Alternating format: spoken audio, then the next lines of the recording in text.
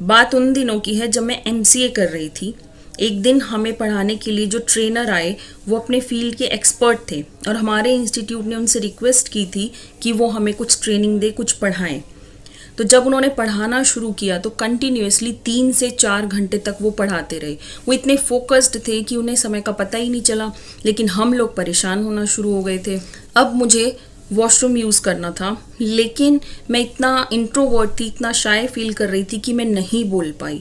और जब मुझे लगा कि अब कंट्रोल नहीं हो रहा है तो मैं खड़ी हुई और मैंने बोला, सर मुझे घर जाना है।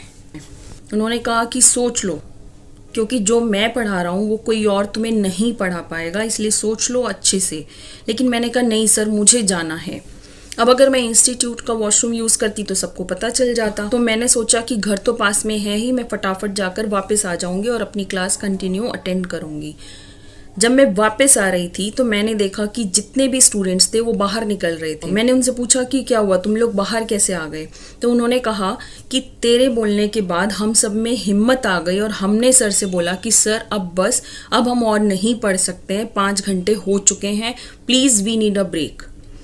उस दिन मुझे एक लेसन सीखने को मिला कि हमेशा एक ही बंदे की ज़रूरत होती है जो कि बोलने की शुरुआत कर दे, और बाकी सब जो कि अपने मन में किसी भी प्रॉब्लम को दबा कर बैठे हैं उन्हें हिम्मत मिल जाती है और वो तैयार हो जाते हैं उसके साथ चलने के लिए।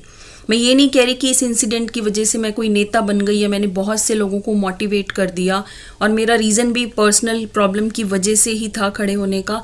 लेकिन जब आपके आसपास ऐसी कोई सिचुएशन हो और आपको लगे कि हमें बोलना चाहिए, तो ये मत सोचिए कि कौन मेरा साथ देगा या कोई मेरे साथ नहीं है। वो कहते हैं ना कि आप एक कदम उठाइए और 1000 कदम आपके साथ चलने को तैयार मिलेंगे।